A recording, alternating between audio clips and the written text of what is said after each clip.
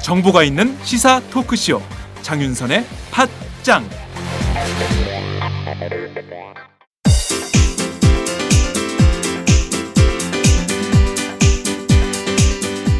선배님, 문학을 잘 가르치는 대학이 따로 있을까요? 문학? 문학이면 서울디지털대학교 문해창작학과지. 왜요? 다른 학교랑 차이점이 있나요? 서울디지털대학교 문해창작학과는 순수 문학부터 드라마 작가, 라디오 작가, 영화 시나리오 작가까지 커리큘럼이 창작 중심이야. 그리고 책임 교수제를 도입해서 1대1로 학생을 지도하니까 학생들 실력이 성장할 수밖에 없지. 아, 그래서 문단에 데뷔한 사람들 중에서 서울디지털대 문예창작과가 많군요.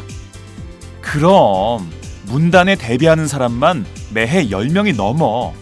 교수진 중에서 문예의 질을 직접 발행하는 사람이 5명이나 된대.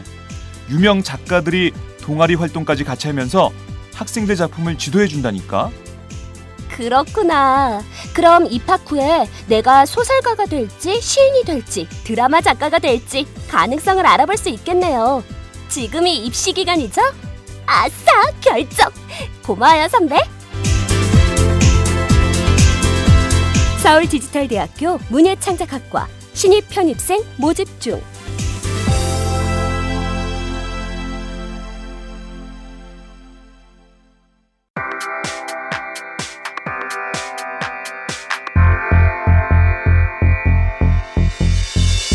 정치와 시민이 만났다. 김광진, 안진걸이 함께합니다. 시민의 정치.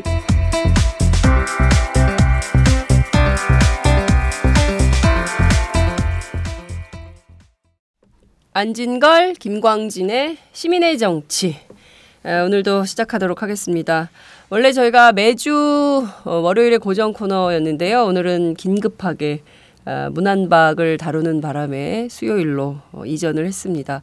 오늘도 어김없이 새정치민주연합 김광진 의원님 나오셨습니다. 어서 오세요. 예, 김광진입니다. 네, 안진걸 참여연대 협동처장님 나오셨습니다. 네, 안녕하십니까. 우리 의인 김광진 의원님과 함께하고 있는 안진걸입니다. 아니, 예. 의인 김광진 그만하라 그러는데 계속해요. 아니요, 저는 개인적으로도 의인이라고 생각하고 있을 뿐더러 네. 아니라 많은 우리 팟짱 지지자들, 청취자들께서 저한테 개인적으로 연락을 주셨어요. 아, 그래요?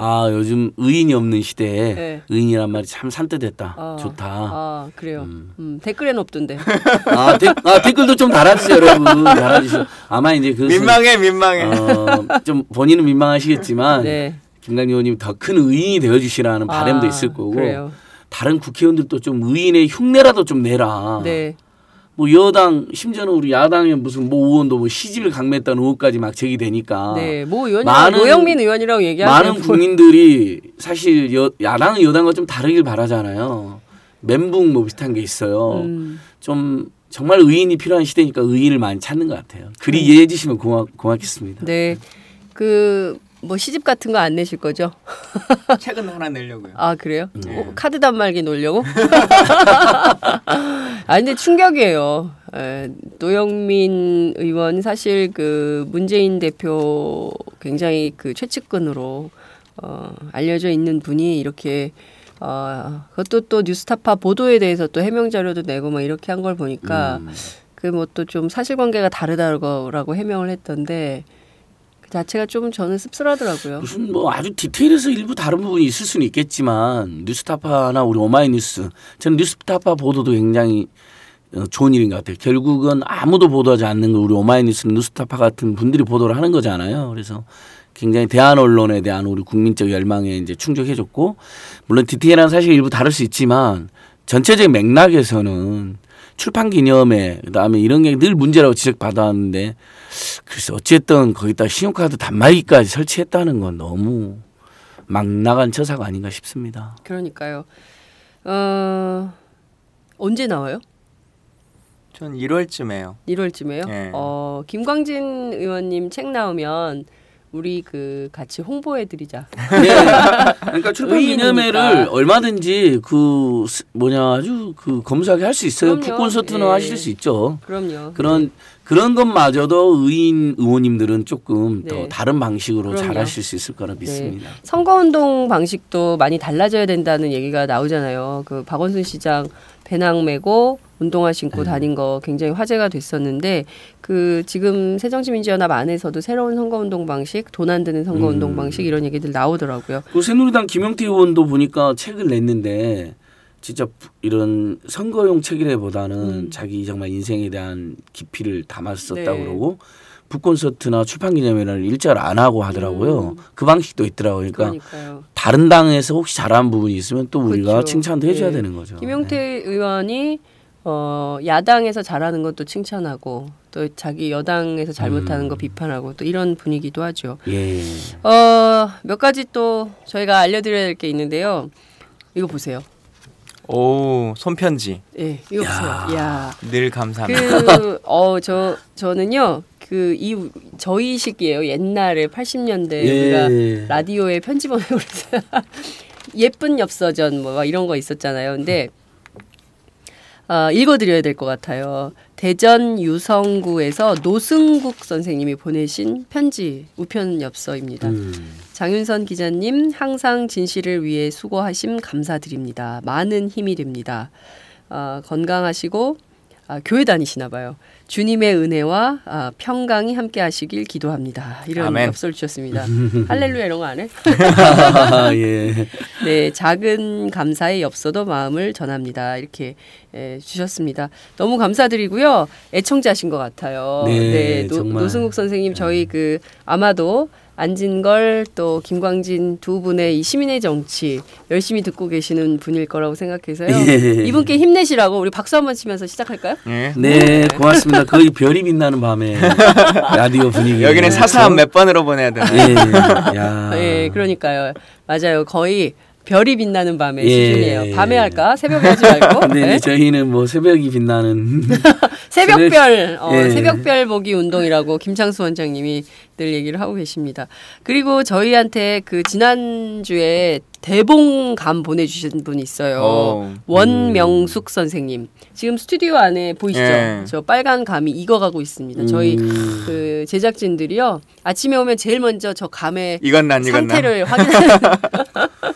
이건 이제 장두감 비슷한 느낌인데 네. 우리 장두감. 대가리가 큰 길고 큰 걸 이제 우리 전문 용어로 장두감이라 합니다.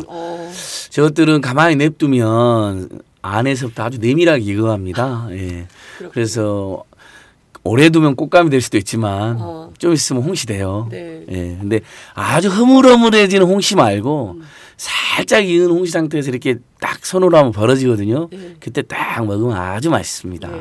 역시. 감 전문가예요. 그래요? 저는 어렸을 때부터 감 따러 다니는 게 제 온갖 특기고 취미고 감 따다가 뭐 떨어지고 감 따다가 감 주인한테 걸려서 맞아 막 죽을 뻔하고 뭐 아버지 이름 돼가지고 겨우 살고 뭐 옆 동네 안영술이 아들입니다 했더니 네가 영술이 아들이냐 하면서 그래 아무튼 먹고 싶으면 말을 해라 몰래 따지 말고 그래 아버님 잘못했습니다 뭐 이런 엄청난 추억이 있습니다. 예, 개구장이었나 봐요. 뭐 거의 개구장이죠. 예, 얼마나 온 동네 감을 다 따고 다녔어요. 예.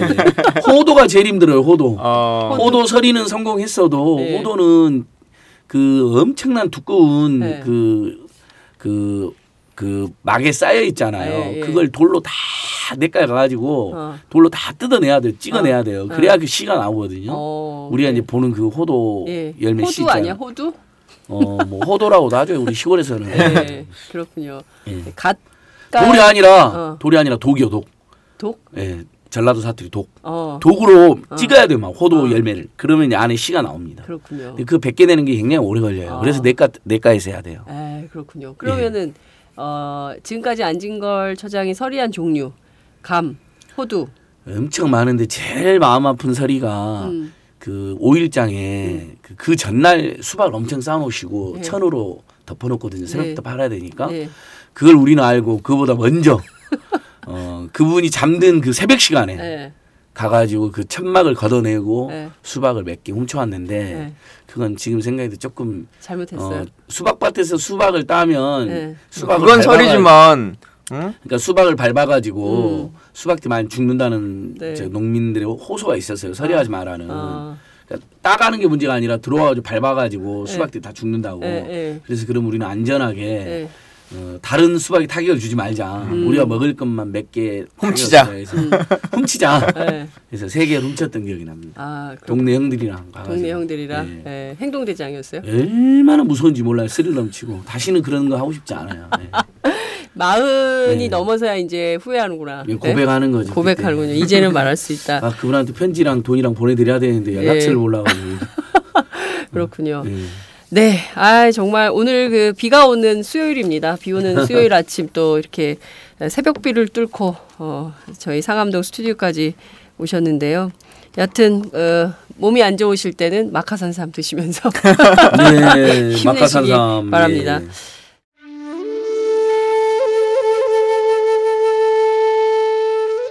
영한네이처의 마카산삼. 공중파 텔레비전에도 없고 인터넷 배너 광고 하나 없지만 팟캐스트 좀 들어봤다 하는 분들은 다 아는 마카산삼. 진짜 유명해져서 유사 제품도 많아졌습니다. 이젠 마카산삼으로 검색하면 너무 많이 나와요. 꼭 영한네이처로 검색해주세요. 팟캐스트에서 듣던 그 마카산삼을 구입할 수 있습니다. 특히 나라 걱정으로 심신이 지친 분들에게 권합니다. 몸에 정말 좋습니다. 내 몸도 나라도 살릴 힘이 납니다. 페루의 마카와 우리나라 산삼, 몸에 좋은 11가지 원료를 모두 하나로 만든 마카 산삼. 마카 녹용과 마카소와 청소년도 있습니다. 1일 2회 공복에 따뜻한 물과 함께 드세요. 영한네이처 마카 산삼. 네, 저도 팟짱 녹음하기 전에 마카산삼을 꼭 챙겨 먹고 있습니다. 자, 본격적으로 얘기를 좀 해보도록 하죠. 저희가 지금 수요일 아침에 이 방송을 하고 있는데 밤사이에 여야 원내대표, 수석부대표 회담 합의사항이 나왔습니다. 국제의료사업지원법, 모자보건법 등 관련해서 12월 2일 오늘이죠. 본회의에서 처리를 하고 또 관광진흥법, 대리점 거래 공정화 관련된 법안 이것도 오늘 본회의에 처리하는 무엇보다 또 노동개혁 관련 법안 논의 즉시 시작한다는 내용도 있고요. 테러방지법과 북한인권법 정기국회안에 합의 처리한다 이런 내용도 있습니다. 서비스산업발전법, 사회적 경제기본법, 대중소기업 상생협력 촉진법, 기업 활력 제고를 위한 특별법 이것도 정기국회안에 여야가 합의 처리한다 이렇게 돼 있고요. 그 밖에 다른 내용들이 좀 있어요. 자 우선 밤사이에 고생은 하신 것 같은데요. 3+3 회동에서 일정한 성과를 냈다 이런 평가들이 조간에 나오고 있습니다. 사실상 오늘 예산안 처리하는 마지막 날인데 이런 쟁점 법안들에 대해서 일괄 처리한다 이런 보도가 나오고 있습니다. 우선 의원님 어떻게 보십니까? 그 평가가 어느 조간에 나옵니까? 조선일보죠. 조선일보. 그러니까 조선일보 평가 보고 우리가 정치할 수는 없는 거잖아요. 그럼요. 하여튼 좀 저는 날벼락 맞은 기분이에요. 명확하게. 사실 다른 법들은 제가 전문 분야가 아니라 잘 모르겠고 테러방지법 같은 경우는 이제 제가 법안 소위를 하고 있는 중인데 법안 소위를 하는 과정 안에서도 하여튼 이걸 언제까지 마지노선이 있냐라고 하는 것을 원내대표랑도 상의하고 계속 얘기를 하거든요. 근데 논의만 계속 해봐라. 기간을 정한 것이 아니다. 이렇게 계속 얘기를 하셔놓고 지금 법안소위에서 최종적인 법안의 작구도 안 나왔어요. 최종 합의안도. 그 법안소위에서. 예. 네. 국회 정보위원회 법안소위요. 그래서 그게 나오고 나면 다시 이제 작구 심사를 또 항목별로 해야 되는 거거든요. 네. 근데 아직 그냥 서로 간의 원론에 대한 얘기들을 계속 주고받는 과정일 뿐이지 조문을 만들고 있는 과정도 아닌데 이걸 정기국회 그러니까 19대 국회에 한다 정도까지면은 또 모르겠어요. 네. 그건 한 2월까지 또 기간이 있으니까요. 네. 근데 이번 정기국회까지 한다라고 지금 돼 있으면 저희가 8일까지인 거거든요. 네. 근데 8일까지인데 물리적으로 봤을 때 그 법안 소위를 끝내고 정보위 전체회의를 거치고 그리고 법사위로 넘겨야 되고 그리고 본회의를 잡아야 되지 않습니까? 그렇죠. 그걸 고려하면은 오늘까지는 정보위 전체회의를 끝내줘야 되는 거예요. 네, 그러니까 일정상. 예, 오전에 법안 소위를 끝내줘야 해결이 되는 건데 네. 이렇게 날림으로 처리할 수는 없어요. 왜냐하면 사실 일반적인 법들 같은 경우면 또 다르겠습니다만 네. 지금 이 법이라고 하는 것이 13년간 논의되지 못하고 있었던 법이고 그 논의되지 못했던 것이 뭐 이런 보수 언론들이 비난하듯이 지금 책임을 그 논의하고 있는 당신들이 질 거냐 뭐 이렇게 기사도 나오고 뭐 그러던데 13년 동안 있었던 정보위원들이나 여야의 국회의원들 그때 처음에 법을 낸 건 DJ 정부 때고 정권이 몇 번 여야가 바뀌어가면서도 이게 해결이 되지 않은 거거든요. 당시에는 새누리당도 반대하지 않았었나요? 예, 그러니까요. 그러니까요. 그러니까 이게 그동안에 여야가 바뀌어가면서 의원들이 국가 안보에 관심이 없고 테러가 일어나도 된다고 생각해서 반대했던 게 아니에요. 이 법이 통과되지 않았던 게 아니에요.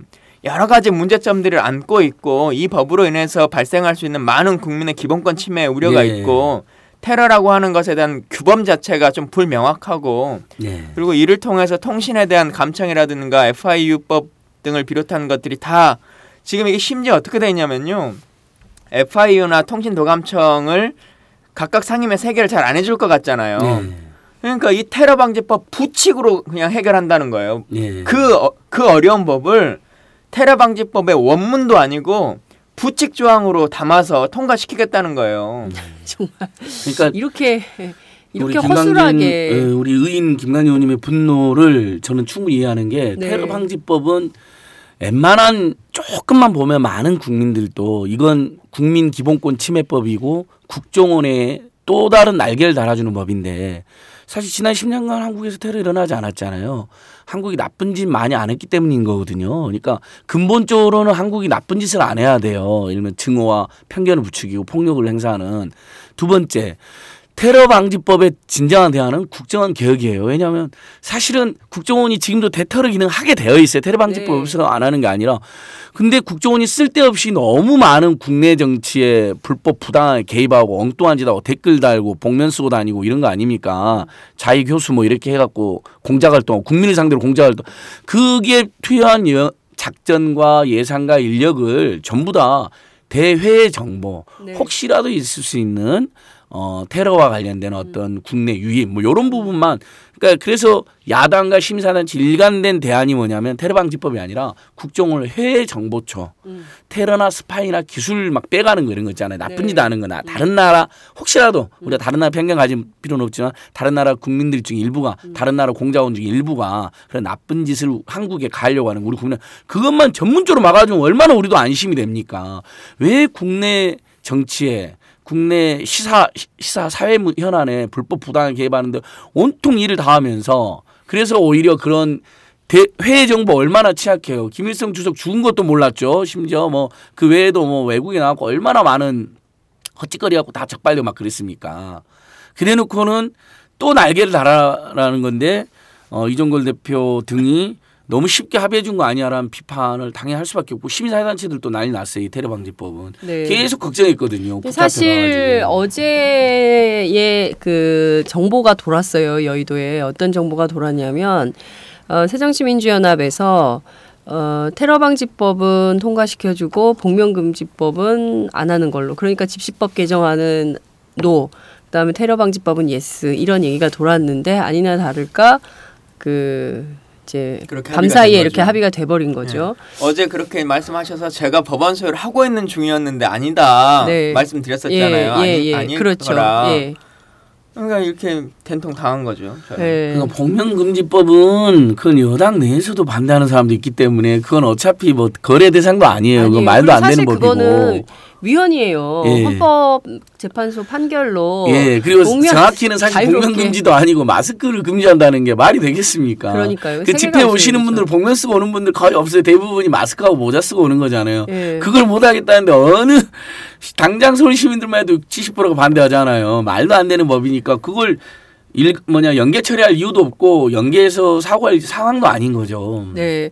자, 그런데 지금 이 법을 정기국회 내 합의 처리한다는 거예요. 말씀하신 대로 12월 8일 정기국회 끝나면 오늘 정도에 다 법안 소위 끝나서 이걸 넘겨줘야 되는 일정상 보자면 그렇게 해야 되는데 지금 국회 정보위 열리고 있어요? 어떻게 되고 법안 소위는 지금 하고 4차례 예. 하고 있어요. 그러면 테러 방지법 내용은 좀 어느 정도까지 진도를 나간 겁니까? 사실은 지금 이제 새누리당에서 3건의 법안을 관련한 법을 내놨어요. 근데 이제 그걸 종합해 본 상태고. 네. 근데 그게 이제 독소 조항들이 워낙 많으니까 일단 도저히 못 받아들이는 거. 그러니까 그 세부적으로 조율할 거 말고 네. 도저히 못 받아들이는 거 덜어내는 일들을 하고 있는 거거든요. 지금. 예, 네. 지금. 네. 그러니까 그 실제 더 논의해야 될 부분들이나 이런 것에 대해서는 아직 시작을 못 한 단계고 네. 이후에 지금 부칙 조항으로 걸려 있는 FIU법이라든가 통신비밀보호법 이 네. 법은 아직 어떻게 바꿀 건지 법안의 원문도 안 나와 있는 상태예요. 네. 그러니까 물리적인 시간으로 봤어도 이렇게 할 수 있는 과정이 아니에요. 처리를 할 수 있는 문제가 아니에요. 예, 예를 들어 오늘 합의하고 있는 네. 뭐 서비스 산업법이라든가 뭐 이런 법률은 네. 합의를 하고 말고를 떠나서 일단 논의는 여러 차례가 된 거지 않습니까? 네. 과정에 대해서도 알고 여야가 덜어낼 것도 많이 덜어냈고 뭐 한 상황인데 지금 19대 국회는요. 네. 정보위원회 법안 소위가 19대 국회 4년 만에 처음으로 열리는 거예요. 이 법뿐만 아니라 다른 어떤 법도 법안 소위를 열어본 적이 없어요. 처음 열리는 거예요. 네. 근데 이 법안소 열리자마자 이렇게 10몇 년간 묵혀놨던 법을 처리한다? 그건 안 되는 거예요. 지금 계속 속보가 나오고 있어요. 이제 이번에 정기국회에서 테러방지법 정기국회에서 합의 처리하기로 했다라는 언론 보도가 지금 줄줄이 계속 나오고 있는데요. 말씀하신 대로 지금 상황이라면 사실 두 가지가 핵심 아니겠어요? 국정원에서 요구하는 것이 계좌 추적권. 그죠? 그리고 도감청 합법화하는 거 두 가지. 이 두 가지만 하면 사실상 그거에 테러에 대한 범주라고 하는 것이죠. 네, 테러에 대한 범주를 그러면 지금 국회 의원들뿐만 아니라 서청원 최고위원을 비롯해서 새누리당 그리고 대통령까지 지금 그 지난 11월 14일 민중총궐기 대회에 나왔던 국민들을 IS로 네. 통칭하지 않았습니까? 그러면 이게 지금 그런 상황에서 테러방지법이 만들어지면 그 집회에 나온 사람들 다 테러리스트가 되는 거예요? 어떻게 되는 겁니까? 범주가 어떻게 되는 겁니까? 그러니까 처음에 가지고 나는 테러 단체에 대한 지정을 유엔이나 그 테러 상임위원장 그러니까 국정원장이죠. 국정원장이 지정할 수 있도록 했어요. 근데 우리가 이건 도저히 받아들일 수가 없다. 테러 단체라고 하는 것은 유엔이 정한 단체로만 한다라고 하는 것까지는 일단 합의를 했어요. 그게 이제 47개 단체거든요. 네. 유엔이 정한. 근데 그 다음 것이 있어요. 이제 테러 단체라고 하는 항목으로 지정이 있는 게 있고 그다음 테러 위험 인물이라고 하는 게 있어요. 근데 이제 위험 인물은 유엔이 각각 개별 사람을 정해주는 게 아니잖아요. 네. 이 사람이 IS인지 뭐 IS인지에 대해서는 국내에 있는 어떤 사람이 결정을 해야 돼요. 안진거리한 사람이 우려된다. 라고 하는 것을 자의적으로 이제 판단하는 거죠. 네. 근데 이 조항을 가지고 어제 계속 실갱이를 했는데 뭐냐면 누가 지정할 거냐라고 하는 것도 지금 아직 합의가 안 돼 있고 두 번째는 어느 정도 범위까지를 할 거냐예요. 근데 계속 지금 문제가 되는 게 뭐냐면 우리가 실제 테러도 참 중요한 문제지만 더 크고 그 중대한 범죄가 예를 들자면 뭐 국가보안법이든 내란이든 네. 뭐 이런 것들이 있는 거잖아요. 그렇죠. 국가 전복이든 막 이런 네. 법률 용어들 있잖아요. 네. 그런 것들도 아무리 심해하더라도 예비 음모, 선동, 선전을 한 자를 처벌하도록 되어 있어요. 네. 그 사람을 압수수색하거나. 네. 근데 지금 이거는 테러의 예비 음모나 선동, 선전하는 것이 심대하게 우려되는 사람까지로 되어 있어요. 심대하게 우려되는 예. 이 기준은 뭐예요? 그러니까 이 심대하다고 하는 것과 우려된다고 하는 이 두 가지의 자의적인 것들을 예. 만들어내는 거죠. 예. 그리고 그것이 우려된다라고 하는 것을 누가 지정할 것이냐. 독심술을 써야 되는 거거든요. 결국은. 혼을 봐야 되겠다. 예.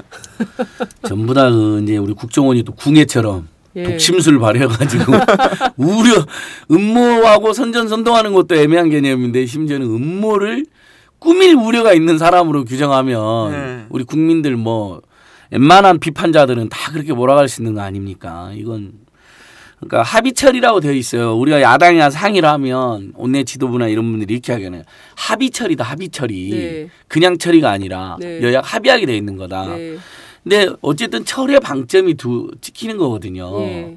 합의를 하면 하겠죠. 네. 근데 보면 여당하고 야당이 일정의 타협에서 이루어지겠지만 그래도 통과가 되는 거예요. 네. 그다음에 그 법의 독소 조항은 어떤 식으로 들어가게 됩니다.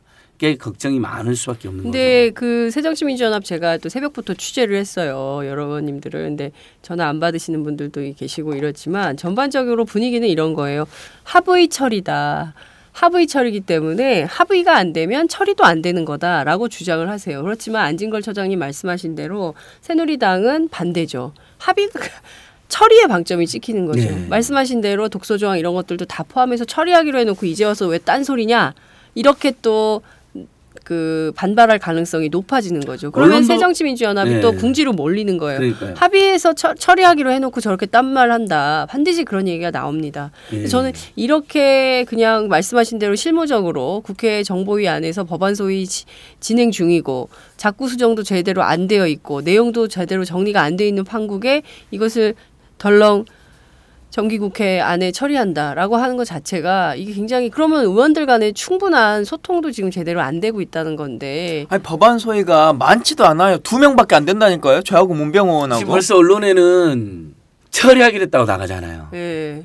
다 기자들은 그래 쓸 수밖에 없거든요. 그건 한글을 아는 사람이면 네. 그렇게 받아들일 처리. 수밖에 없어요. 중요한 것 중에 하나가 테러방지법의 이 대테러 업무를 어느 곳이 컨트롤 타워가 될 것이냐, 국정원이 컨트롤 타워가 될 거냐, 뭐 총리실을 할 거냐, 아니면 별도의 독립기구를 둘 거냐, 이것도 굉장히 중요한 것이었는데 실제로 그 법 안에는 어떻게 좀 현재까지는 국정원이 그 상임위원장을 맡는 걸로 되어 있어요. 예. 근데 국정원장이 하고 그 밑에 대테러 센터도 국정원장이 지정하는 사람으로 하도록 되어 있죠. 네. 근데 이제 이것은 동의할 수가 없다라고 하는 논쟁을 하는 중이에요. 네. 앞서 말씀드렸지만 지금은 법안에 하나하나 자꾸 수정을 하는 단계가 아닙니다.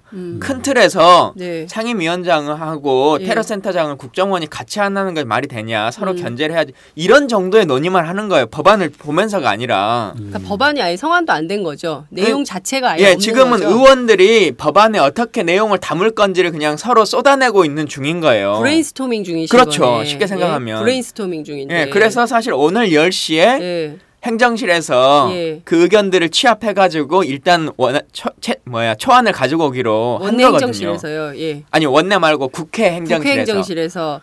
그건 이제 여야 중립적인 기구니까요. 아, 네.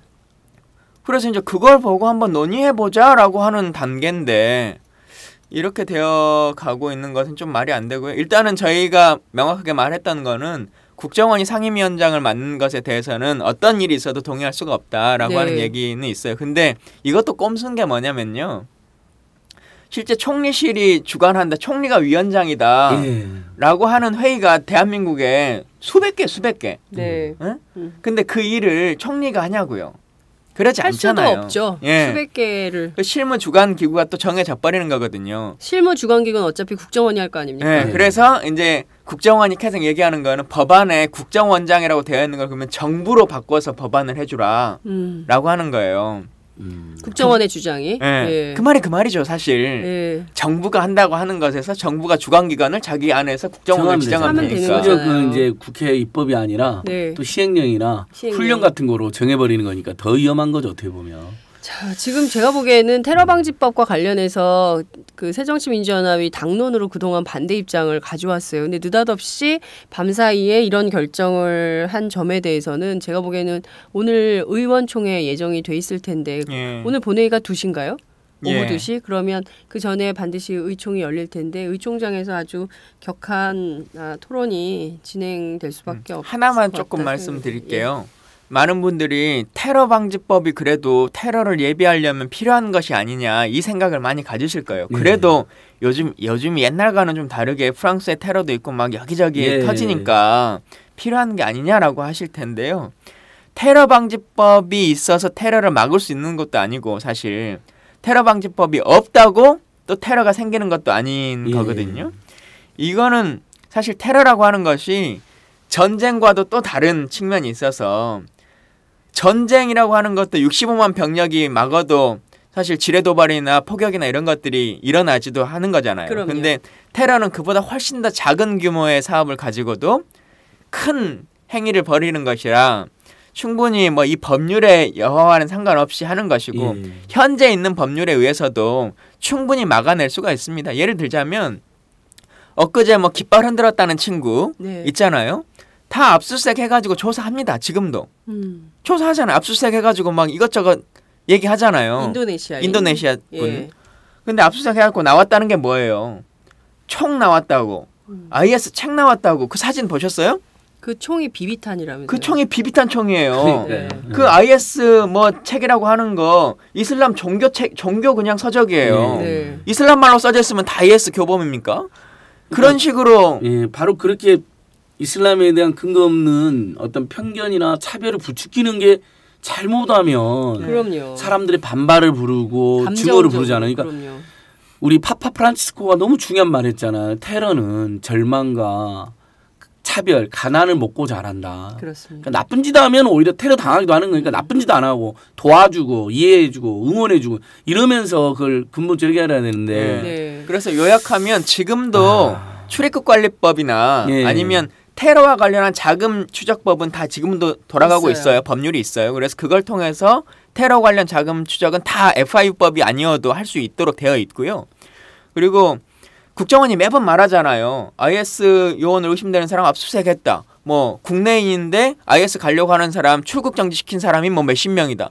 다 알고 있거든요. 다 조사할 수 있어요. 지금 있는 법률로도. 네. 그러니까 이 법으로 인해서 발생하는 것은 실제 테러와 정말 어느 정도 연관성이 있는지에 대해서는 진지한 고민이 필요합니다. 실제로 국정원의 권한 강화 그리고 이것이 결국에는 국내 정치 개입 이렇게 귀결될 가능성을 우려하기 때문에 테러방지법에 대해서 야당 의원님들께서 그렇죠. 반대하시는 그리고 아직까지 걸로 알고 우리가 있습니다. 국정원에 대한 문민 통제가 이루어지지 않고 있는 나라이기 때문에 그렇죠. 뭐 댓글 보내니 뭐니 이런 걸 떠나서 최근에 가장 최근 예를 들면 댓글 보다는 전임 정부라고 칩시다. RCS 프로그램 이거 지금 정부에서 벌어졌던 일이잖아요. 아직도 자료 안 주고 있죠. 그런데 이게 만약에 해킹팀으로 발견되지 않았으면 국정원이 국회에 보고했겠어요? 그러지 않는 거죠. 이건 원래 프로그램을 연구개발하겠다는 연구개발비로 받아간 예산이에요. 근데 해킹 프로그램을 산 거잖아요. 그래갖고 실제 가동을 하고 있었어요.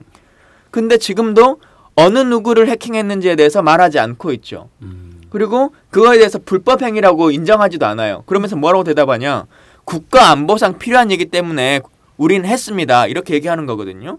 그러면 이 테러법과 관련해서도 예를 들면 영장을 쳐서 한 10건을 영장을 냈다. 근데 그중에 한 6, 7건의 영장이 되고 3건은 안 됐어. 네. 자기들이 생각하기에 이게 국가 안보상 필요한 일이다 라고 생각하면 하는 거라는 거예요 지금. 그리고는 그게 국회에 통제되지 못하는 거죠. 그렇군요. 지금 이 심각한 기본권 침해 그리고 국정원에 날개를 달아주는 국가보안법과 테러방지법 두 가지 날개를 달고 국정원이 권한이 확대되면 그다음에 어떤 일이 벌어질지에 대해서는 우리 국민들이 아마도 짐작하실 수 있을 거라고 생각합니다. 다음은 팟짱 서포터즈 1호 광고입니다.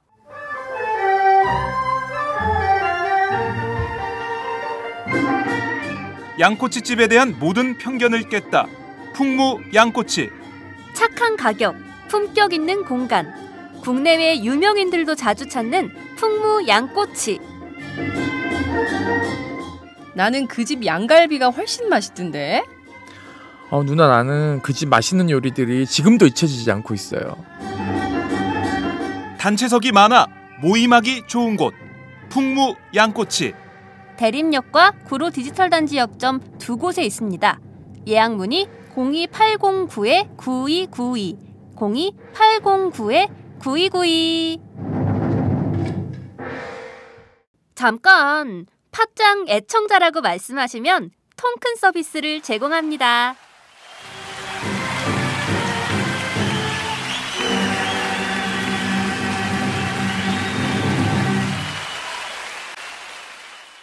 본격 직장인 드라마 공생 대리운전 편. 부장님 가볍게 한잔 하시죠. 나 차 가져왔는데. 아예 착한 콜 대리운전이 있잖아요.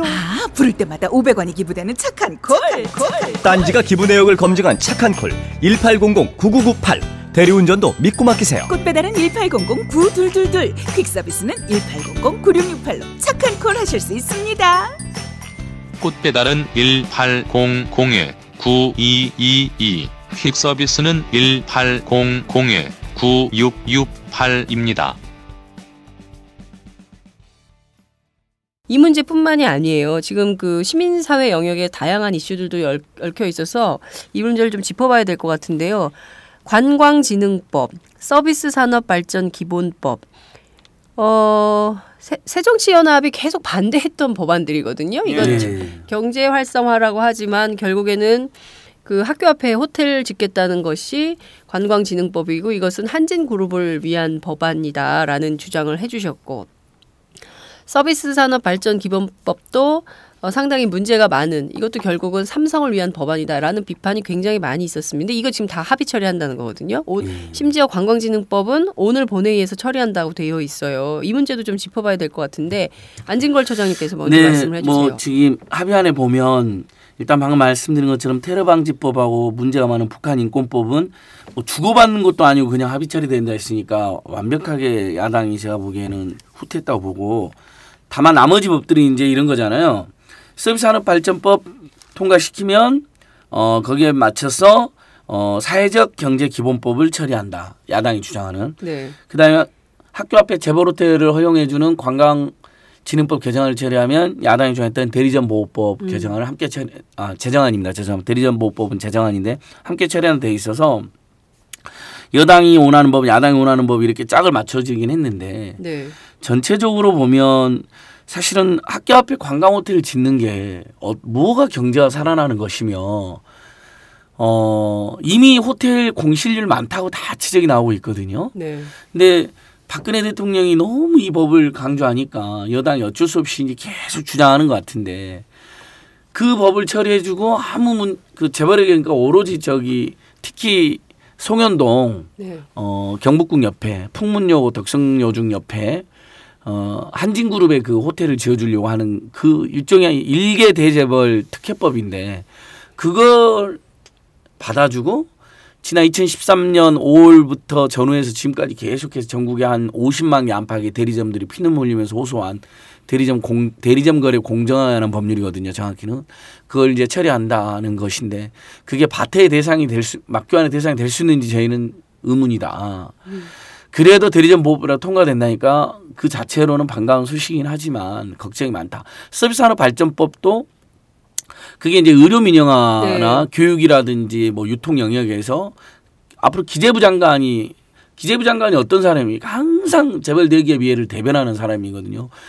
계속 그런 공공 서비스 분야라든지 사회경제 약자를 보호해야 되거나 아니면 정부 공공 부문마저도 기업의 논리, 이윤의 논리를 모두 이렇게 관철을 시켰다는 법인데, 야당의 설명은 의료 쪽은 빠졌다는 거예요. 의료 쪽은 빠졌다지만 의료 민영화는 안 된다. 네, 앞으로도 언제든지 이 법 자체가 기재부 장관에게 상당한 권한을 주는 거기 때문에 그런 걱정이 있는 거고, 그래서 같이 통과시키는 사회적 경제 기본법은 좋은 법이에요. 근데 그건 꼭 야당의 법이라고 할 수도 없어요. 네. 대표적으로 발의한 사람이 유승민 전 원내대표거든요. 새누리당. 네. 그 유승민 법안 아니냐라고, 유승민 법안으로 또 많이 알려져 있는 법이에요. 그게. 사회적 경제 기본법. 예, 그 새누리당 앞에 가보시면 그 우리 할머님들 일부가 유승민 빨갱이 법이다라고 막 그거 못하게 하는 데모하고 계세요. 네. 그 정도로 유승민 의원이 낸 법으로 많이 알려져 있는데, 물론 야당 의원도 낸 법이 있습니다. 김계련 의원이 네. 그래서 그게 교환 대상이냐, 이것도 약간 의문이고요. 네. 그래서 테러방지법, 북한인권법에 비해서 고심한 흔적은 있는데, 저쪽이 밀어붙이는 것은 전혀 경제에 오히려 도움이 안 되고 재벌에 특혜를 주는 법에 불과한 건데, 그것들을 받아주고, 그다음에 야당이 주장했던 일본 핵심적으로 전월세법이라 이런 건 전혀 들어가지가 않았잖아요. 전월세 상한제 이런 거는 다 빠졌네요. 우리 2천만이 넘는 세입자들이 염원하는 전월세 상한법이라든지 뭐 비정규직 정규직으로 전환하는 법까지 빠졌어요. 그다음 또 하나 이제 합의에 이렇게 됐잖아요. 노동개혁법안을 네. 즉시 논의에 들어간다는 건데 네. 이게 지금 정부 여당의 작전에 저는 일부 말렸다고 생각하는데, 어저께 아주 정부 여당이 정말 황당한 짓을 했잖아요. 자기들이 여야가 다 합의한 예산안, 애써서 지금 몇 달째 논의한 예산안을 그걸 통과시켜주지 않겠다. 이른바 박근혜 새누리당이 제출한 노동개혁 노동을 계약시킨 5개의 법안을 처리해주지 않으면 예산안 처리도 안 하겠다. 저는 야당이 예산안 처리를 반대하는 경우는 여러 번 봤어요. 네, 예전에는 그랬잖아요. 네. 그 어떤 법을 통과시켜달라거나 나쁜 예산을 빼달라거나 예전에도 4대강 예산을 처리해서는 안 된다. 또는 미디어법을 처리해서는 안 된다고 연기한 적이 있었잖아요. 네. 그럼 국민들로부터 일정의 지지도 받았거든요. 근데 여당이 자기들이 시한 앞두고 오늘이 시한이잖아요. 그것도 심지어 하루 앞두고 노동계약 법률을 처리 안 해주면 예산안을 폐기시키겠다는 거죠. 폐기하는 거예요. 정부 원안대로 통과하는 거니까 여야가 합의한 수정안을 폐기한다는 건데 네. 이런 협박은 참 있는 거거든요. 그러니까 이 정권이 완전히 막가는 정권이라는 게 이번에 다시 한번 드러난 건데 그거에 밀린 것인지 상당한 양보가 있었고 어쨌든 야당이 제출한 노동개혁 법안도 같이 논의한다고는 돼 있습니다만 전체적인 형국은 지금 정부 여당이 죽으라고 노동개혁 그 5개 법안 네. 비정규직 기간을 2년에서 4년으로 늘리고 파견을 전면 허용하고 55세 이상에서는 그다음에 실업급여를 받는 조건을 까다롭게 놓은 법들이거든요. 그러니까 노동개혁이 아니라 노동을 계약하는 거 비정규직을 남발하는 법입니다. 거기다 시운내고 취업규칙을 불리하게 변경하는 것도 마음대로 하겠다는 건데 앞으로. 그럼 전국의 직장인들이 아수라장이 되는 법이거든요. 거기에 어쨌든 논의를 시작한다고 되어 있고 임시국회 처리한다고 되어 있어요. 네. 11월 10일 날 국회 끝나면 바로 이제 임시국회를 열어서 처리한다는 건데 상당히 많은 독소 조항이 또 우려가 생긴 것이죠. 이런 문제들에 대해서는 의원님은 어떻게 보세요? 지금 안진걸 차장 쭉 길게 설명을 해주셨는데 뭔가 좀 그 굉장히 많은 걸 내주고 굉장히 작은 걸 받는 네? 그 좀 얻는 것은 실익은 많지 않은데 야당이 얻는 것은 그렇지만 여당에는 굉장히 많이 내주는 이런 형국을 만들었는데 이런 협상에 대해서는 좀 어떻게 보세요? 그러니까 소위 국회 선진화법이라고 하는 것이 법안은 야당이 잡고 예산은 여당이 잡고라고 그렇죠. 하는 원칙이에요. 그러다 보니까 저희로서는 가만히 있으면 그동안 각각의 의원들이 주장해왔던 지역 예산이라든가 이제 이런 것들을 다 놓치게 되는 거죠. 정부 원안대로 지금 올라가 있는 것으로 치면 그러다 보니 이제 협상하시는 분들의 입장에서는 지역구 예산 때문에 뭐 여러 가지 꼭 지역구만의 문제가 아니더라도 그 야당의 입장에 반영되는 네. 예산이어야 된다라고 하는 그 생각이 좀 더 크셨던 것 같아요. 그래서 이제 이렇게 처리를 하신 것이 아닌가라고 생각이 들지만 그러더라도 지금 안 처장이 말씀하신 것처럼 너무 주고받는 것에 대한 등가성이 맞지 않다라고 네. 하는 말을 하고 또 그 등가성에 있어서도 당론이라고 하는 것을 변경할 만큼의 어떤 이유와 국민들의 설득할 수 있을 만한 근거가 있어야 되는 거거든요. 그리고 그걸 하기 위한 사정 변경이라고 하는 이유가 있어야 될 거 아니겠어요? 지금 뭐 관광선진화법, 뭐 호텔 관련한 법이라든가 의료법이라든가 테러법이라든가 이게 전부 다 우리 당이 손으로 꼽으라 하면 계속 주장해왔던 몇 개의 법들이에요. 네, 대표적인 저지법률, 예. 관광진흥법, 예, 그냥 아주 일반 뭐 그 홍종학 의원이 매주 나와서 설명하신 법안들이거든요. 뭐 북한 인권법이나 뭐 이런 것처럼 한번 논의해 볼 수도 있고 할 수도 있고 안 할 수도 있고 이런 법이 아니고 예. 그동안의 법률들에서 다 당이 그냥 목숨을 걸고 반대한다라고 하는 얘기를 해왔던 거예요. 근데 그게 예를 들면 독소조항들이 어느 정도 빠졌다라고 하면 그걸 설득하고 우리 지지자들에게 납득시킬 수 있는 물리적인 시간이 필요하거든요. 그래서 우리 지지자들도 동의가 될 때 처리해주면 되는 것인데 지금은 저희들도 명확하게 관광진흥법에서 뭐가 어떻게 달라진 건지 미터수가 어느 정도로 어떻게 돼가지고 진짜 문제가 없는 건지 아무런 정보들이 없잖아요. 근데 국민들이나 지지자들은 더 없을 거 아니겠어요? 그래서 너무 급했다라고 하는 생각이 좀 강합니다. 네, 저는 사실 이런 생각이 좀 듭니다. 제가 국회 출입한 지 꽤 됐는데요. 여든 야든 사실 국민들이 뽑아준 분들이잖아요. 국민의 녹을 먹고 사는 정치인들이고 또 국민을 위한 정치를 해야 되는데 새누리당은 대놓고 재벌 대기업 특정한 소수 기득권 계층을 대변하는 정치를 하고 있고 그나마 또 새정치민주연합 뭐 정의당 이런 쪽에서 국민을 위한 다수 서민 대중을 위한 정치를 하고 있는 것인데 이런 국민의 이익 앞에서 좀 이렇게 주고받게 하는 방식으로 가는 정치가 옳은 것인지 국민만 보고 하는 정치가 과연 이루어지고 있는 것인지 현장에서 그런 의문을 자꾸 갖게 돼요. 그래서 지금 나온 이런 합의안을 보고 과연 우리 국민 누가 정말 잘했다, 잘된 합의다 이렇게 칭찬할 수 있을지 우선 당내 내부에서 의원님들 스스로도 반발이 있을 것 같은데요. 상당히 큰 혼란이 있을 것 저는 같습니다. 정치는 합의를 하는 거니까 주고받는 거는 당연하다고 생각합니다. 왜냐하면 저희 지지자와 새누리당의 지지자가 다른데 그 지지자를 둘 다 만족시킬 수는 없거든요. 그러니까 서로 간에 원하는 것들을 같이 처리하고 또 도저히 안 된다라고 하는 것들은 서로 그것도 인정하는 거고 라고 하는 것이 정치인 거죠. 그러나 최소한 정치라고 하는 것이 자기 지지자들에게는 이해시킬 수 있어야 되는 거거든요. 이 상황이 이러이러한 것이고 이걸 통해서 우리가 얻어낸 것은 이런 것이기 때문에 지금 이 합의를 이룰 수밖에 없다라고 하는 것에 대한 공감이 있을 때는 그게 성공한 합의죠. 근데 지금은 그 공감이 이루어지지 않았기 때문에 문제라고 하는 것이지 법안이 같이 연계됐다라고 하는 것 자체가 저는 문제라고 생각하지는 않습니다. 네, 뭐 경우에 따라서는 연계 처리할 수도 있죠. 근데 전체적으로 정부 여당은 박근혜, 쉽게 말해서 박근혜가 관심을 가지고 있는 법안은 뭐 거의 다 일부 내용의 후퇴가 자기들 입장에서 일부 내용이 수정됐다 하더라도 거의 다 처리를 그러니까 박근혜 대통령이 입만 열면 이야기하는 게 노동계약법하고 서비스산업발전법하고 학교 앞에 호텔 지하 청년 일자리 늘어난다는 황당한 연설을 했잖아요. 다 비정규직으로 뽑는 건데 뽑아봐야 그 관광진흥법 개정안 그다음에 테러방지법 요즘에 국회 시정연설 전후에서 요즘에 발언한 게 다 이 법들인데 다 들어가 있잖아요. 네. 그러니까 결국은 여기서 여당의 비극과 파행도 드러나요. 여당이 자기들이 원하는 법보다 박근혜가 그냥 주문하는 법 통과시키냐 정신없어요. 이 여당도 너무 정신없는 여당인 거죠. 그다음에 거기에 막 너무 여당이 그렇게 막 안절부절하고 막 협박하고 예산안을 심지어는 처리를 안 하겠다는 협박을 여당이 했잖아요. 정부 여당이.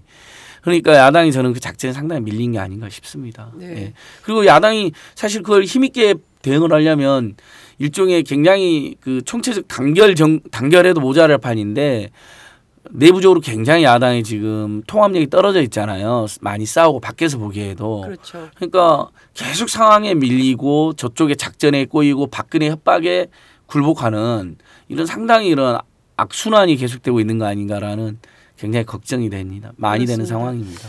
말씀하신 대로 지금 그 내우 외환이 상태가 바로 새정치민주연합이 아닌가 싶습니다. 안에서는 또 당권을 둘러싸고 문재인 대표, 안철수 전 대표 각을 세우고 있고 또 밖으로는 또 이렇게 그 새누리당 박근혜 정부하고 싸워야 되는 그러니까 참 그 지혜롭게 견뎌내지 않으면 이 난국을 타개하기 어려운 뭐 그런 상황인 것 같은데요. 이 잠깐만 얘기 드리면 그 와중에 가장 피해를 보고 있는 사람들은 정말 민초들이고 왜냐하면 전월세 문제 전혀 어쨌든 국민 절반이 집이 없는데 날마다 2년에 한 번씩 쫓겨다니고 전세가 폭등해 너무너무 서럽잖아요. 서울 살다가 다 수도권으로 밀려나오고 있는 거거든요. 출퇴근 거리 멀어지고 그러면 돈이 더 들어요. 더 피곤해지고 이런 상황이죠. 그다음에 청년들 저쪽이 노동계약 앞세우면서 청년이라는 명물 내에 다 거짓말이거든요. 오히려 청년단체들이 반대하는데 그래서 그나마 성남시하고 서울시가 청년 배당이니 청년 수당이니 청년 맞춤형 임대주택이 했는데 지금 박근혜 정권이 어떤 태도입니까? 범죄다, 아편이다 이렇게 몰아붙여 있거든요. 그렇습니다. 심지어 박원순 시장을 국무회에 불러놓고 집단 린치를 한 거 아니에요. 정종섭 행자부 장관, 이기훈 노동부 장관이 다 여당이고 박근혜 앞잡이들인데 유일하게 딱 박원순 시장이 국무회에 배석했는 그 자리에다 대놓고 니들이 청년 수당 주는 건 범죄다는 식으로 몰아붙인 거 아닙니까? 이렇게 당하고 있는 거예요. 예, 범죄라고 하고 이재명 시장이 하는 모든 정책 내기만 다 반대 당하고 있는 거. 그다음에 앞으로 중앙정부에서 주는 교부금도 깎아갖고 성남시, 서울시 말려주겠다는 거거든요. 이런 폭거가 지금 진행되고 있어요.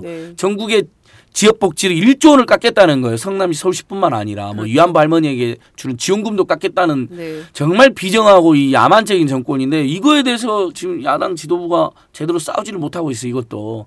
그러니까 소속 지자체당이 집단 린치당하고 있는데 효과적인 대응을 못하고 있는 거예요. 근데 그게 바로 청년들 민초들이 원하는 정책이거든요. 중앙정부가 안 한다면 지자체라도 민생이나 복지 대책을 세우라는 거거든요. 청년 대책을. 네, 사실 그거를 청년 단체들이 예.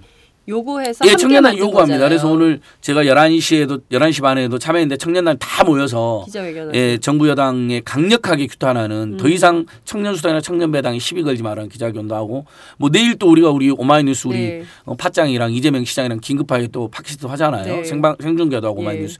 이게 지금 막 어쨌든 우리 언론과 시민단체, 청년단체 막 애 같아서 돌아다니고 있거든요. 네. 우리 제1야당인데 여기에 정말 힘을 실어주셔야 되는데 지금 그러지를 못하고 있는 것 같아서 의인 너무 안타깝습니다. 김광진 의원 어떻게 힘을 좀 실어주셔야죠. 그러니까 이 정권의 특성이에요.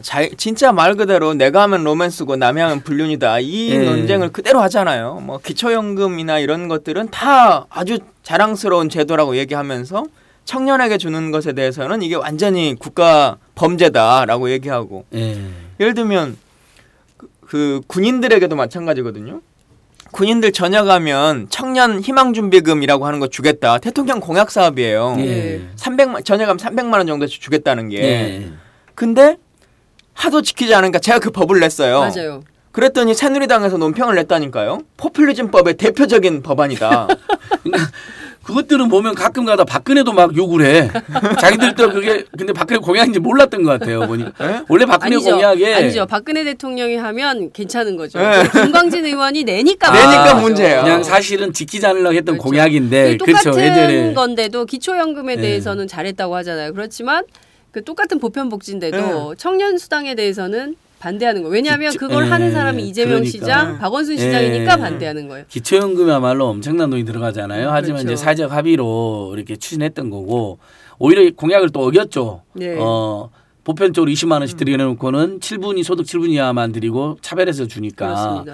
그런 그러니까 이게 뭐 있고. 세대 갈등의 문제가 아니라 필요한 데는 계속적인 지원을 해야죠. 그럼요. 근데 이걸 아마 대통령이 본인이 이제 하려고 맘먹으면 요즘 청년 얘기 많이 하시잖아요. 내가 하려고 했는데 맘먹고 하려고 했으면 아마 이거 대대적으로 펀드 모집한다고 난리 났을 거예요. 아니 이미 했잖아요. 실패했잖아요. 지금 청년희망 펀드 모으고 있는데 강제 모금하는데 이거 모아놓고 어디다 쓸지도 모르고 있는 거예요. 이놈들이. 지금 뭐 누워 계신 이건희 회장도 내시고 뭐 재벌 그 총수들 좀 다 내고 있어요. 줄줄이 몇백억씩. 재벌이 그러니까 그 돈 낼 게 아니라 재벌이 청년을 고용하면 되는 거잖아요. 대대적으로 그렇죠. 일자리를 오늘 아침에 오다 청년 보니까 의무 고용만 해도 되는 건데 그것도 안 하고 있죠. 오늘 아침에 그건 또 안 들어갔어 이번에. 아침에 새누리당이 현수막을 또 하나 걸었어요. 새누리당에서 FTA로 그 기금 1조 원을 이제 만든다라고 하는 거 10년간 준조세다. 예. 근데 이걸 1년마다 1,000억씩을 국가가 예를 들어 그 농민들이나 사회적 약자에게 FTA로 얻는 이익을 가지고 한다면 모르겠어요. 근데 이걸 기부받는다는 거 아니에요. 1,000억을. 앞으로도. 이게 무슨 나라예요. 맨날 뭐 국가 운영을 가지고 하라니까 청년에 대한 문제도 정부 예산을 가지고 하고 국가의 행정행위로 하라 그러면 맨날 우리 청년 펀드를 만들어서 하고 통일도 뭐 통일 펀드를 만들고 박정희가 똑같아요. 대기업들 가버넌스의 나라 아닙니까? 대기업들한테 툭해 준 다음에 니들 돈 많이 벌었으니까 좀 강제로 내 이런 식으로 했잖아요. 똑같이 전두환하고 박정희 한 짓을 똑같이 따라하는 거거든요. 그래서 청년희망 펀드 정말 황당한 게 이거 모아놓고 어디다 쓸 데가 없으니까 청년희망재단을 만드는 거예요. 그러니까요. 근데 청년들은 거기에 절망해요. 근데 청년희망재단도 여전히 지금 어디다 쓸지도 몰라요. 황당한 거예요 지금. 그러면 그게 이제 청년고용 촉진 특별법이 있거든요. 그 개정안에 지금 공공부문만 3%를 청년고용 할당하게 돼 있어요. 의무 할당을. 앞으로 민간 대기업으로 확대해 나가자는 거예요. 그게 야당 요구가 있었거든요. 이번 합의에 빠져 있어요. 그러니까 야당도 이 부분은 저는 또 아쉬운 건데 정부 여당이 거부한 거거든요. 대기업들에게 부담 주기 싫으니까. 그러니까 대기업이 해야 될 진짜 일은 법과 제도로 안 받아주고. 그게 제가 하는 법이에요. 예, 우리 김강진 청년 의원님, 의인 청년 의원, 의인 청년 비례 의원님 내주셨는데, 그러니까 그 당론으로 되어 있었잖아요. 김강진 의원님 법안이 야당 당론으로 되어 있어요. 근데 맞죠. 예, 그다음에 청년들을 배당이나 수당으로 찔끔찔끔 주는 것보다 아예 가장 좋은 것은 대학을 졸업하는 고등학교를 졸업했는데 취업을 못 하고 있는 상태가 길어지면 일정 기간이 지나면 실업 부조를 해주는 법도 홍영표 의원의 법안으로 발의되어 있어 야당의 당론 법안이고 시민사회단체랑 오랫동안 연구한 법안이거든요. 이 법도 처리가 정부 여당이 반대해서 안 되는데 이번엔 빠져 있잖아요. 그러니까 정말 핵심적인 거 제일 가난한 법안들. 세입자, 그다음에 청년, 그다음에 실업자, 그다음에 빈민 이런 분들이 위한 법들은 다 빠져 있는 거죠. 예. 그러니까 우리가 우리 법을 다 철회하고 대통령이 다시 하시라 그래야 될 것 같아요. 세상을 좋게 만들기 위해서는 네. 대통령이 법을 내시고 국무회의 때 발언하시라. 우리 법을 다 철회할 테니까. 그러니까 야당이 낸 좋은 법들을 대통령한테 드린 다음에 대통령님으로 하세요. 그러니까 박근혜 청년수당법으로 하시고 그렇죠. 박근혜 전월세 상한제법으로 하시고 그거 좋은 아이디어예요. 그래서 우리가 몇 번 좀 반대하고 막 그러면 박근혜 대통령 그럼 막 밀어붙이실 거야. 거의 자기가 여왕처럼 막 숭앙되길 바라니까 뭔가 국민들이 좋아하는 법입니다 그러면 그렇게 할 수도 있죠. 저는 근데 왜 갑자기 벌거벗은 임금님이 생각이 나죠. 참 이런 끔찍한 상황이 좀 되고 있는 것 같습니다. 그 국민들이 시리에 빠지고 민생은 도탄에 젖어 있는데 이렇게 법들은 전혀 재벌 대기업들을 위한 법들만 간다면 과연 우리가 이래서 정치 허무주의에 빠지는 것 같아요. 정치 무관심증이 되고 어쩌면 그거를 좀 노리는 거 아닌가 싶은데 절대 그러면 안 됩니다. 이럴수록 우리가 정치에 더 큰 관심을 가지고 눈을 크게 뜨고 정치를 감시하고 제대로 되고 있는지 견지하고 이런 역할을 시민들이 해야 됩니다. 자, 백골단이 부활된다는 얘기죠. 12월 5일 날 진짜 옛날이 되고 있어요. 백골단 투입한답니다. 그러니까 뭐 모이기만 해도 다 불법 폭도라는 거예요. 이제 시민들 뭐 10,000명이든 20,000명이든 모이면 다 무조건 검거하겠다는 거예요. 사전이든 사후든. 박정희 시대 때 길가에 앉아서라는 노래가 금지곡이었어요.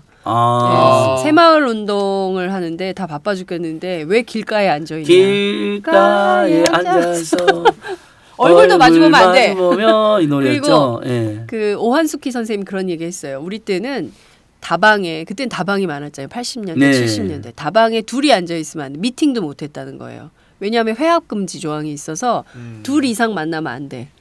그 시절로 돌아가는 시그널인 거죠, 지금. 그러니까 지금 민중총궐기 준비원에서 낸 거 불허하고 본인들도 불허했다 그러거든요. 집시법 우리 헌법은 신고제로 해라고 돼 있는데 사전 허가하면 안 된다고 돼 있거든요. 근데 본인들 헌법 어겨서 불허했다. 두 번째 백남기 농민 어르신 쾌유를 비는 대책위원회 거기가 또 집회신경 또 그거 불허했어. 또 불허했대요. 근데 사실은 불허가 아니라 아예 광화문 강연 집회를 금지한다고 이렇게 발표를 하는 거 보니까 허가제도 아니고 금지제로 집회 시위 제도를 운영하고 있는 거예요. 신고제보다 허가제가 나쁘고 허가제보다 금지가 제일 나쁘잖아요. 이게 굉장히 많이 바뀐 거거든요. 집시법 개정안이 굉장히 많이 바뀌어서. 그러니까 많이 바뀌어서 그다음에 80주년 헌법 개정할 때 아예 집회 시위는 신고제로 하고 단서 조항으로 집회 언론 출판 집회 결사에 대해서는 사전 허가를 할 수 없다라고 허가나 검열할 수 없다 해놓은 거예요. 아예 허가하지 말라는 거예요. 검열도 하지 말고 냅둬라는 거예요. 신고하면 그냥 무조건 갑자기 받아라는 거예요. 웬만하면 다. 경찰서에 가서 신고서만 쓰면 되는 거잖아요. 근데 신고하러 갈 때부터 신고서를 안 받아주거나 신고서를 겨우 내고 와도 불허 통보가 바로 와요. 심지어 금지 통고라고 하거든요. 금지 통고라고 해요. 금지 통고. 그러니까 그것은 뭐냐면 아직도 집회를 금지제로 운영하고 있다는 게 경찰 행정용어에도 다 남아 있습니다. 경찰청장 강신명 구은수 금지라 그러잖아요. 불허하겠다 그러잖아요. 자기들이 그러니까 그런 초법적 권한을 갖고 있고 헌법을 위반하고 있다 스스로 고백한 건데 더 나아가서 15일 로 날은 백골단 같은 걸 체포조를 투입해서 모두 검거하겠다고 하니까 국민들을 보고 집회를 하지 말라고 아예 협박을 하는 이제 거의 박정희 전두환 정권 수준으로 완전히 전락한 겁니다. 지금 말씀하신 대로 12월 5일 집회는 불허됐고 금지다. 여기에 나오고 특히 복면을 쓰고 나오면 페인트를 쏜다는 거죠. 누가? 백골단이. 그래서 바로 즉각 검거한다는 거예요. 그러니까 복면이 아니라 다시 한번 말하지만은 그 정부에다 말하는 건 마스크에 모자 쓰면 그걸 복면으로 처리하는 거니까 마스크를 못 쓰게 하겠다는 거예요. 감기 걸린 사람 어떻게? 그러니까 감기 걸린 사람 요즘 그리고 마스크가 지금 옛날에 마스크가 코와 입만 살짝 가리는 마스크였다. 요즘 다 예를 들면 황사라든지 초미세먼지라든지 또는 옛날 메르스 때처럼 위생 마스크를 해서 다 마스크가 커졌잖아요. N95 마스크를 써야 그러니까요. 된대요.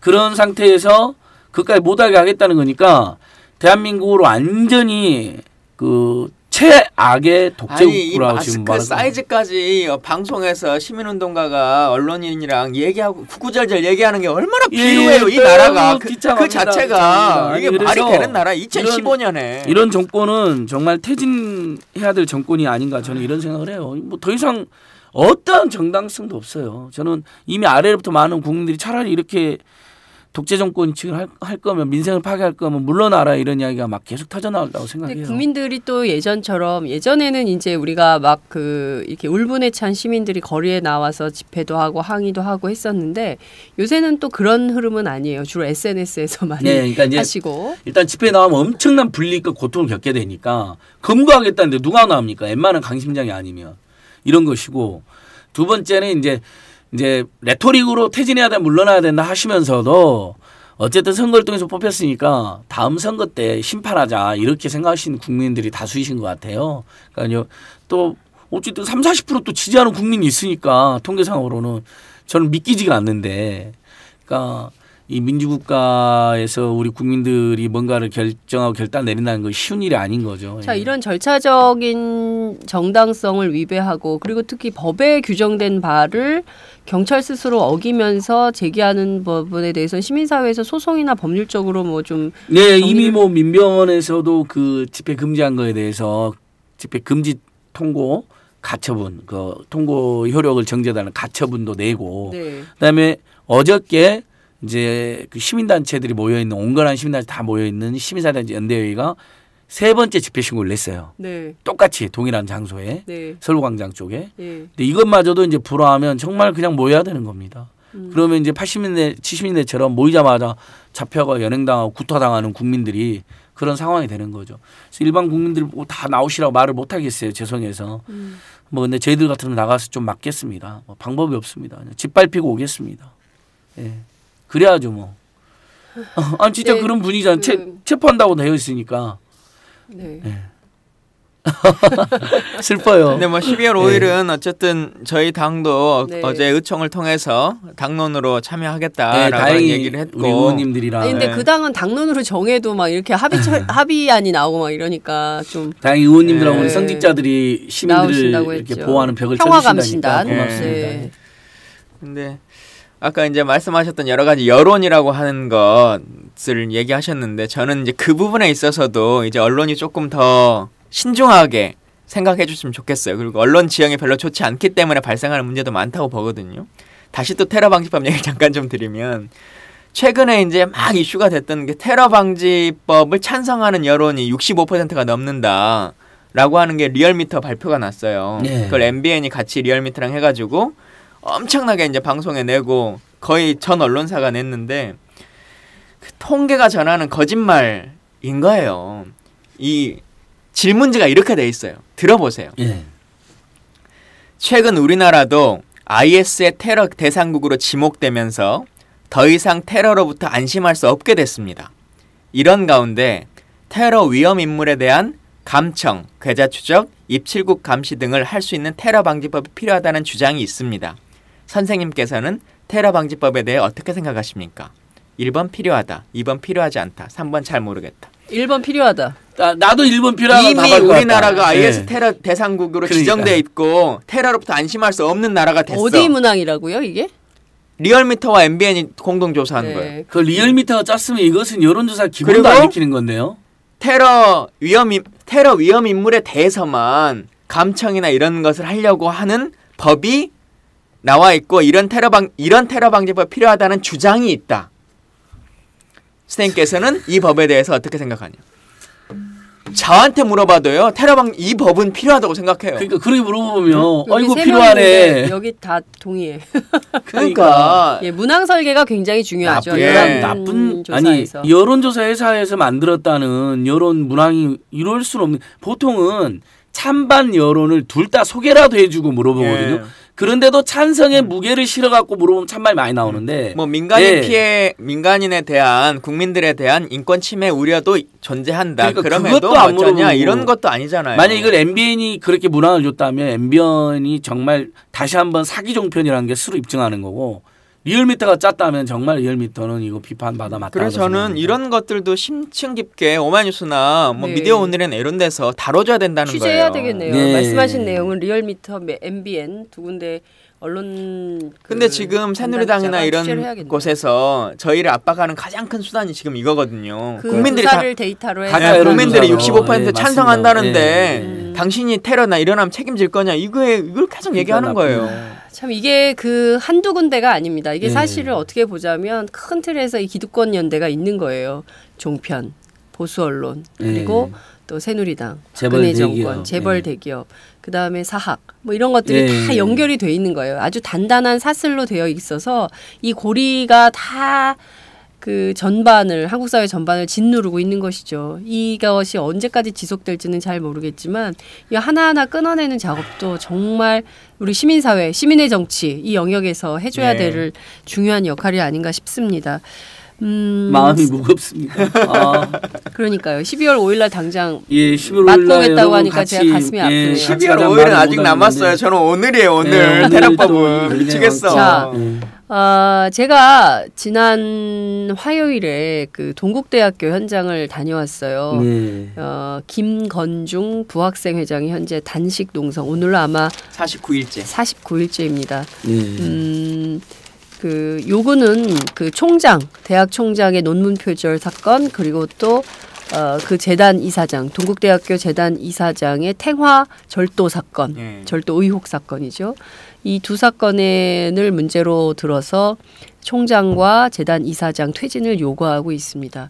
이 학생이 제가 인터뷰로 갔는데 속이 너무 안 좋더라고요. 그래서 저하고 인터뷰하는 과정에 계속 구토도 하고 뭐 이제 이러면서 누워 있었는데요. 제일 속상한 게 뭐냐라고 물어봤어요. 제가 지금 제일 답답하고 속상한 문제가 뭐냐고 물어봤을 때 이 학생의 답이 자기가 밥을 굶는 거 말고는 할 수 있는 게 없어서 너무 속상하다 이런 얘기를 하더군요. 그 앞에 대학원 학생의 회장이 있었어요. 그래서 자기는 고공농성을 했대요. 이 문제와 관련해서 최장훈 씨가 최장훈 총학생회장이 했는데 두 학생이 울더군요. 할 수 있는 게 이런 거밖에 없다. 우리 사회는 어떻게 그렇게 기득권들 그리고 성직자들 그리고 또 국회의원들 또 대통령 이런 분들 힘 있는 분들이 이렇게 힘없는 사람들을 짓밟고 억누르느냐 이런 얘기를 하는데요. 저는 사실 그런 부류의 사람은 아니지만 어른이라는 것 자체가 너무 부끄러웠어요.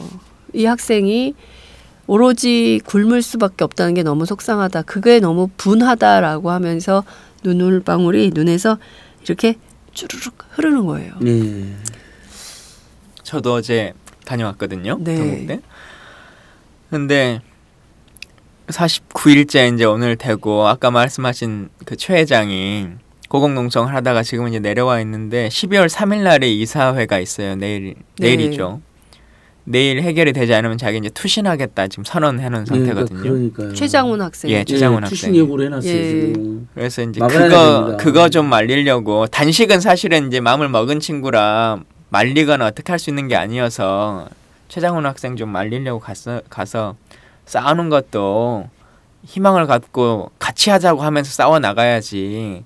그냥 스스로 끝내겠다라고 하는 걸로 하면 안 된다. 계속 같이 싸우자라고 하는 얘기를 하려고 갔었는데 지금은 이제 동조 단식 하시는 분들이 많이 있어요. 네, 텐트가 뭐 계속 쳐져요. 그래서 심지어는 이제 스님 중에 이사 스님, 그 재단의 이사를 맡고 계시는 스님께서도 지금 미산 스님, 그 단식을 시작하셨고 뭐 학교 교직원도 그렇고 학생회도 그렇고 교수도 그렇고 다 지금 천막을 치고 하는데 48일 동안 이제 단식하는 친구 제가 갔을 때는 천막 안으로는 들어가서 제가 이제 면역력이 워낙에 이제 떨어져 있는 상태니까 너무 붙지는 않았으면 좋겠다라고 해가지고 천막 안에서 조금 떨어진 거리에서 이렇게 얘기를 나눴어요. 근데 대부분 그래도 이제 의지를 가진 친구들이니까 견딜만 하냐, 몸은 괜찮냐 그러면 괜찮습니다, 견딜 수 있습니다 이렇게 하잖아요. 근데 사실 얼마나 힘든지 몸이 괜찮냐 그랬더니 괜찮지 않다고. 너무 힘들다고 그러더라고요. 얘기를 하더라고요. 제가 한 가지 더 하고 싶은 얘기가 있어요. 최장훈 학생이 저한테 이런 얘기를 하더군요. 우리나라에서는 40일은 굶어야 사람들이 보는 것 같아요. 네? 제가 다시 되물었습니다. 20일, 30일 시간이 갈 때까지 아무도 저희를 보지 않았어요. 40일 넘으니까 동문 국회의원이 찾아왔고요. 그리고 기자들이 오기 시작했습니다. 50일 무렵이 되어 가니까 언론에도 많이 나오고 이렇게 되는 것 같습니다. 한국 사회가 이런 사회였습니까? 너무 죄송하고 그러니까 저한테도 제가 정말 너무 할 말이 없었어요. 네. 어른이라는 것 자체가 너무 부끄럽고 20대 젊은 청년들이 50일을 굶어가면서 어른들의 잘못된 작태를 그것도 승려들, 그것도 스님들 그 스님들이 그 문제 해결 논의한다면서 워커힐 호텔에서 점심 공양을 하셨대요. 원로 스님들이. 예? 이런 한국 사회의 이 민낯을 이 젊은 청년들한테 말로만 청년들 걱정한다고 하지 말고 당면에 있는 이런 문제들을 해결해 주지 않으면서 어떻게 우리가 어른이라고 할 수 있습니까? 그러니까 저도 참 이해가 안 돼요. 이게 그냥 개인 사립재단이면 또 자기들 이익이 있으니까 또 그럴 수 있다 치는데 종교재단에서 하는 거여서 그것도 개인 종교재단도 아니고 조계종 자체가 운영하는 거잖아요. 그러니까 다른 스님이 와서 하셔도 아무 문제가 안 될 것 같은데. 지금 자승 총무장 최측근이어서 그런 거예요. 네, 선거에 개입한 것도 문제잖아요. 아니 뭐 다른 자리를 줘도 되는 거 아니에요. 사람을 살리고 봐야지. 그 전에 이제 다수표를 받은 김미옥 당시 총장도 사실 이분도 문제 많은 분이었거든요. 네. 근데 그래도 학내 구성원이 그나마 선택을 한 거거든요. 헌법재판관 출신이잖아요. 네. 근데 그래도 헌법재판 출신으로 최소한의 어떤 합리성 정도로 운영을 하나보다 해서 다수표를 받았는데 그 사람을 사퇴시키고 자기 선거대책위원장을 총장으로 심으니 어느 누가 동국대 교수님 거의 모두가 아마 반대할 거예요. 네. 전화 많이 와요. 저희들한테도 네. 같이 하자고. 저희도 많이 적극적으로 못했어요. 그게 저도 후회스러워요. 죄송하고. 네. 하여튼 동국대에 갔더니 그 현수막에 걸려 있더라고요. 부처님의 자비라고 하는 것이 경전에만 있는 것이냐라고 하는 이제 그 내용들인데 하여튼 최장훈 학생이 내가 뭘 좀 도와줬으면 좋겠어요. 제가 질문을 드렸더니 뭐 제가 힘이 없어서 이 재단을 어떻게 할 수는 없고 뭘 좀 도와드리면 좋겠냐 그랬더니 세상 사람들이 많이 좀 알게 좀 해주면 좋겠다고 그러더라고요. 오늘이라도 저희들이 이야기하게 돼서 다행이네요. 네. 그나마. 그래서 김광진 의원이 울고 계셔. 우리 다 울어야 돼. 울어야 너무 김광진 의원이 울고 계셔요. 지금 제가 그날 왜 나는 가면 사람들은 울리지? 제가 그날 너무 울렸어요? 미안했어요. 예, 단식하고 있는 학생도 울고 최장훈 학생도 울고 김광진 의원님도 우시고 미치겠다. 근데 여하튼 진짜 저희가 이인수 총장 문제도 사실 얘기를 해야 돼요. 수원대학교. 정말 이거 끝낼 수가 없어요. 68분. 네, 40개 불법 비리를 제가 어떻게든 60분 안에 끊어야 되는데 그러니까 정말 한국 사회에 너무나 문제가 많아서 여기는 이 보광스님, 일면스님은 표절 시비 안 하고 탱화절도 의혹인데 그다음에 이제 민주적 절차를 어기고 위에서 내리꽂은 낙하산인데 이인수는 뭐 낙하산일 뿐만 아니라 표절도 이미 확인됐어요. 표절 시비도 아니에요. 표절이 확인이 됐어요. 경희대에서. 그다음에 교육부랑 감사원에서 40가지를 적발했고 심지어 교육부마저도 봐주려고 4개를 고발했거든요. 근데 검찰이 1년 7개월을 끌다가 17개월을 끌다가 다 무혐의 처리해줬습니다. 이인수가 방상훈의 사돈이고 조선일보 회장 방상훈의 사돈이고 김무성의 절친이 아니라면 김무성 대표의 딸이 손대로 2013년 2월에 특혜 채용되지 않았다면 그럴 리가 없잖아요. 그래놓고는 완전 무혐의하면 자기들도 도저히 안 될 거 싶으니까 그 변호사 비용 8천만 원을 횡령해가지고 자기 변호사 비용을 썼거든요. 교배에서. 그걸로 벌금 200만 원 약식 기소를 했어요. 그러니까 무슨 아주 단순 실수범처럼. 근데 우리나라 국민들이 8천만 원 횡령하면 구속되는 사람도 수두룩이에요. 그것만으로도. 그럼요. 예, 7, 8천만 원 해도 공무원들은 특히 이 사람 사실 사립대 총장은 준 공무원이나 다름없거든요. 이런 정권입니다. 이 썩어 빠진 정권에서 저희들이 이 썩어 빠진 정권은 검찰에서 더 열심히 투쟁해야 되는데 죄송합니다. 나쁜 건 다 알잖아요. 아이들한테 거짓말하지 말라고 늘 가르치고 누구 때리면 안 된다고 가르치고 남을 배려하고 존중해야 된다고 가르칩니다. 그게 우리 아이들한테 늘 엄마들이 아빠들이 부모들이 하는 소리입니다. 그렇게 자란 아이들이 밥 굶고 앉아서 어른들이 문제를 지적하고 있는 거예요. 외면하면 안 된다고 생각하고요. 동국대 사태, 수원대 사태 그리고 지금 국회 안에서 벌어지고 있는 이 황당한 일들 맨날 여러분 도망가지 마라 가르치면서 학교 앞에 도박장. 농림부하고 저기 박근혜 최측근 현명관 내세워서 전국 최대 규모 도박장 우리 김강진 의원님하고 제가 여러 번 가는 데인데 뭐 수시로 가는 데인데 이런 정권이에요. 박근혜 최측근 현명관이기 때문에 아무도 못 막는 거예요. 심지어 그 지역구의 의원인 진영 새누리당 의원마저도 반대를 하고 막 마사한테 항의했는데 너는 멀박 끈떨어진 멀어진 친박 아니냐. 가만히 있어. 내가 실세니까. 이런 수모를 당했대요. 심지어. 이런 세상이에요. 이게 모든 게 박근혜 문제예요. 다만 모든 것을 박근혜 문제로만 치환하진 않겠지만 박근혜 정권을 반드시 어떻게든 해야 되는 거죠. 우리 그러니까요. 국민들이. 견제와 균형의 원리를 다시 한번 생각해 봐야 하는 비 오는 아침입니다. 자, 이제는 정리를 해야 될 것 같습니다. 남은 이슈들 다음 주에 모두 모아서 또 얘기하기로 하고요. 우리 시민의 정치가 있어서 참 다행이에요. 그래도 마지막으로 방송 들으시는 분들이 그 김건준 학생 그분이 응원 문자를 계속 받고 있어요. 제가 갔더니 그날 계속 핸드폰은 보더라고요. 그러면서 혼자가 아니다라고 하는 생각들을 계속 갖고 있거든요. 전화번호가 010에요. 4231에 9980이에요. 그 천막 옆에도 현수막을 걸어서 핸드폰에 응원 문자를 보내달라고 써져 있어요. 그래서 많은 분들이 함께 하고 있다라고 하는 것을 전화로 문자로 꼭 한 번씩 이렇게 남겨주시면 좋겠습니다. 자, 오늘은 팟짱의 좋아요 구독하기 대신에 우리 그 동국대학교 김건중 부학생 회장에게 문자를 보내주십시오. 지금 안진걸 처장님 지금 바로 보내시는 것 같아요. 지금 보내려고 010-4231-9980 010-4231-9980 김건중 학생 힘내시라고 저희 팟짱도 함께 응원하겠습니다. 우울한 얘기 좀 지금 출발은 좋았어요. 그 안진걸 처장의 서리 얘기 정말 재밌었고요. 네, 뒤로 갈수록 점점 우울해지지만 그래도 대한민국엔 희망이 있다. 잊지 마시고 행복한 하루 되시기 바랍니다. 말씀 잘 들었습니다. 고맙습니다.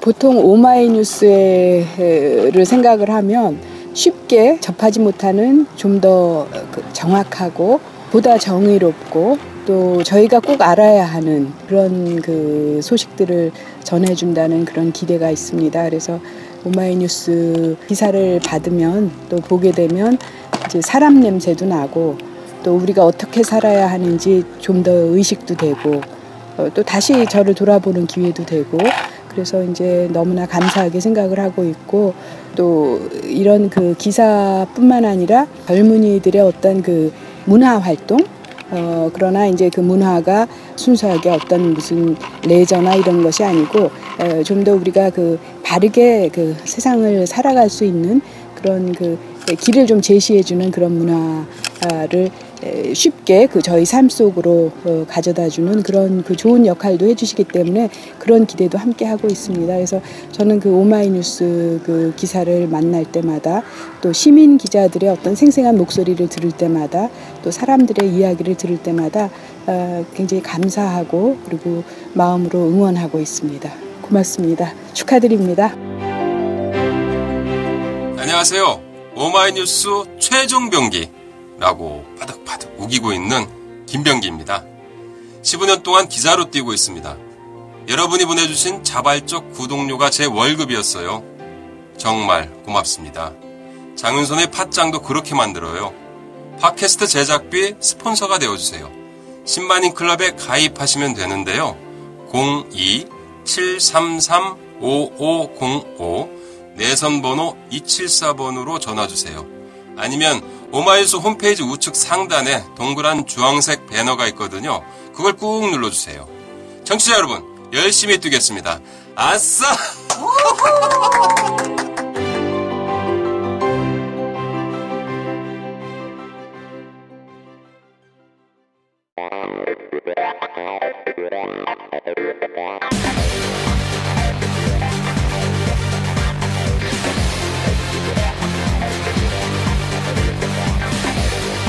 정보가 있는 시사 토크쇼 장윤선의 팟짱.